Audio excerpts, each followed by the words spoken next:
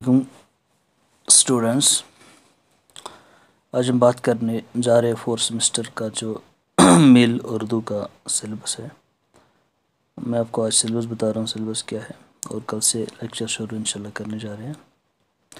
آپ کو جو سلیبس ہے وہ ہے، یہاں سے سلیبس آپ کا سٹارٹ ہوتا ہے۔ جیسے پہلا یونٹ آپ کا ہے اردو زبان کا آغاز و ارتقاء، چند نظریات،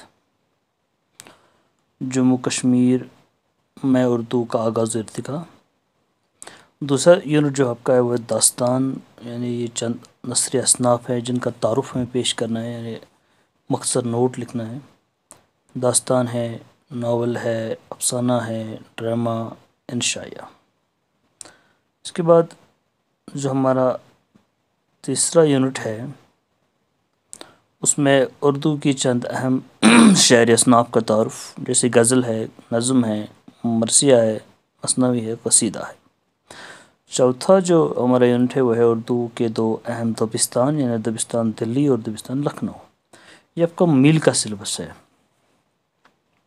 اس کے علاوہ آپ کے پاس ہوگا ٹیوٹوریل کا، اس کے 2 کریڈٹ ہوں گے۔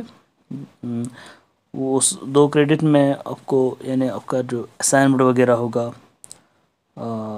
وہ ہوگا جموں کشمیر کے کسی ایک اردو شاعر ادیب کے سوانح قوائف اور ادبی خدمات پر طلباء سے ایک مضمون لکھوایا جائے۔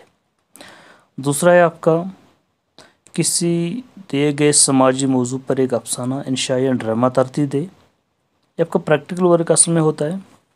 اور تیسرا ہوتا ہے ادبی دبستانوں کی خوبیوں اور خامیوں پر کمرے جماعت میں بحث و مباحث کا اہتمام کیا جائے، یعنی کمرے میں ایک ڈسکشن کرنا ہے دبستان دلی اور لکھنؤ کے بارے میں۔